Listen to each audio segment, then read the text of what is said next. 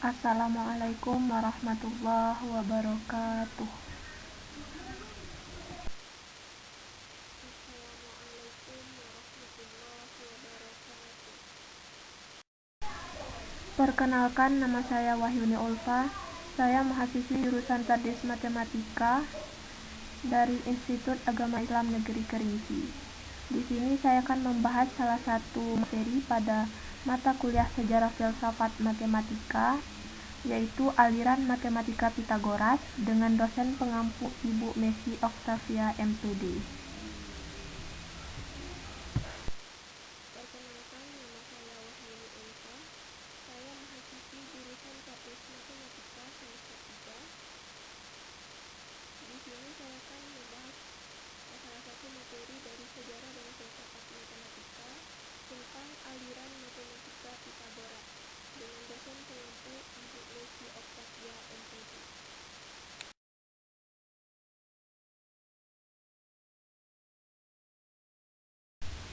Aliran Pitagoras. Aliran Pitagoras. Untuk yang pertama, Pitagoras dan Theano. Pitagoras lahir di Samos, pesisir pulau Yunani yang sekarang kita kenal dengan negara Turki.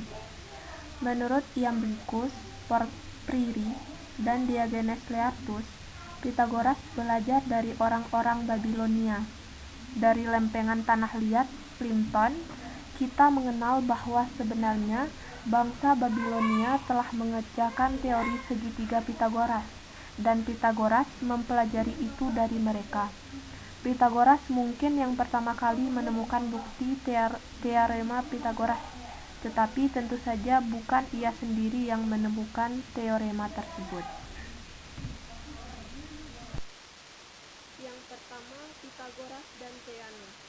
Pitagoras lahir di Samos, pesisir pulau Yunani yang sekarang kita kenal dengan negara Turki. Menurut Iamblichus, Porphyry, dan Diogenes Laertius, Pitagoras ini belajar dari orang-orang Babilonia. Dari lempengan tanah liat Plimpton 322, kita mengenal bahwa sebenarnya bangsa Babilonia telah mengerjakan teori segitiga Pitagoras, dan Pitagoras mempelajari itu dari mereka. Pitagoras mungkin yang pertama kali menemukan bukti teorema Pitagoras, tetapi tentu saja bukan ia sendiri yang menemukan teorema tersebut. Adapun yang kedua, mistisme bilangan. Pitagoras mengajarkan bahwa semua adalah bilangan. Bagi Pitagoras, hal ini berakibat bahwa segala sesuatu dapat dipahami dalam istilah bilangan cacah dan rasionya. Secara khusus, setiap ruas garis adalah suatu bilangan cacah atau rasio bilangan cacah. Meskipun penemuan irasionalitas panjang diagonal persegi dengan panjang sisi satu dibuat oleh pengikut Pitagoras, Pitagoras sendiri tidak menyadari hal tersebut. Kemudian yang ketiga, matematika aliran Pitagoras. Aliran Pitagoras berasal dari semua penemuan matematika mereka untuk Pitagoras, tetapi tidak pada kenyataannya. Kita hanya mengetahui suatu teorema tunggal yang dominan. Adapun prestasi Pitagoras termasuk hal-hal berikut ini, di antaranya pembuktian teorema Pitagoras, rata-rata, bilangan sempurna dan bilangan amisable, benda padat beraturan atau regular solid, irasionalitas akar 2, dan bilangan figuratif.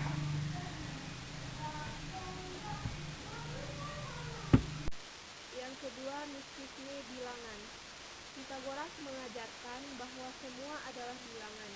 Bagi Pitagoras, hal ini berakibat bahwa segala sesuatu dapat dipahami dalam istilah bilangan cacah dan rasionya.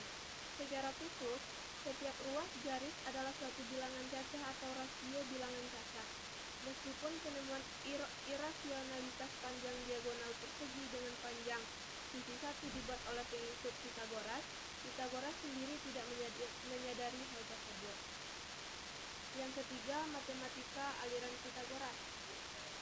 Yang pertama ada pembuktian teorema Pitagoras, rata-rata, bilangan sempurna dan bilangan unstable, benda padat beraturan atau regular solid, irasionalitas akar 2, dan bilangan figuratif.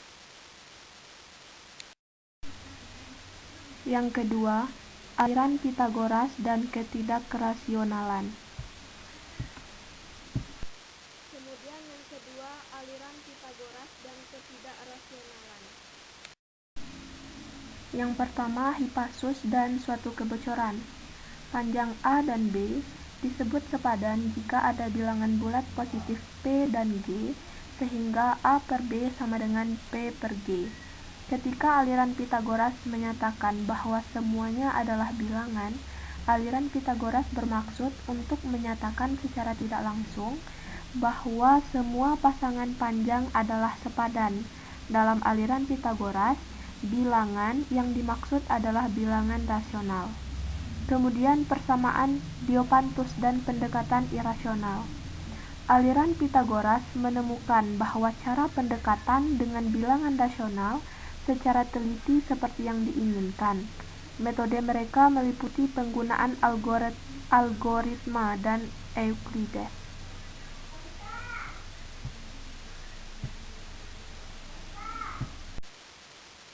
Hipasus dan suatu kebocoran. Panjang A dan B disebut sepadan jika ada bilangan bulat positif P dan G, sehingga A per B sama dengan P per G. Ketika aliran Pitagoras menyatakan bahwa semuanya adalah bilangan, aliran Pitagoras bermaksud untuk menyatakan secara tidak langsung bahwa semua pasangan panjang adalah sepadan. Dalam aliran Pitagoras, bilangan yang dimaksud adalah bilangan rasional. Kemudian, persamaan Diopantus dan pendekatan irasional. Aliran Pitagoras menemukan sebuah cara pendekatan dengan bilangan rasional secara teliti seperti yang diinginkan. Metode mereka meliputi penggunaan algoritma dan Euclides. Kemudian materi selanjutnya teorema Pitagoras. Kemudian yang ketiga, teorema Pitagoras.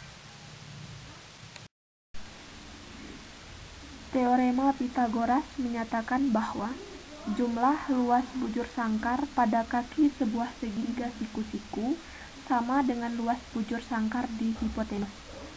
Sebuah segitiga siku-siku adalah segitiga yang mempunyai sebuah sudut siku-siku. Kakinya adalah dua sisi yang membentuk sudut siku-siku tersebut, dan hipotenus adalah sisi ketiga yang berhadapan dengan sudut siku-siku tersebut. Atau dalam bahasa yang mudah dimengerti, yaitu kuadrat sisi miring segitiga sama dengan jumlah kuadrat sisi tegaknya.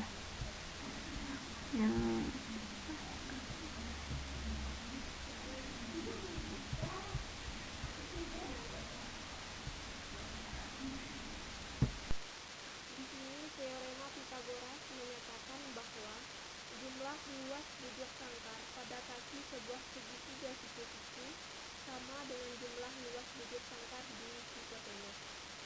Sebuah segitiga siku-siku adalah segitiga yang mempunyai sebuah sudut siku-siku.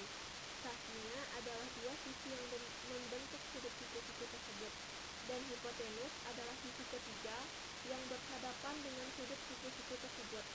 Pada gambar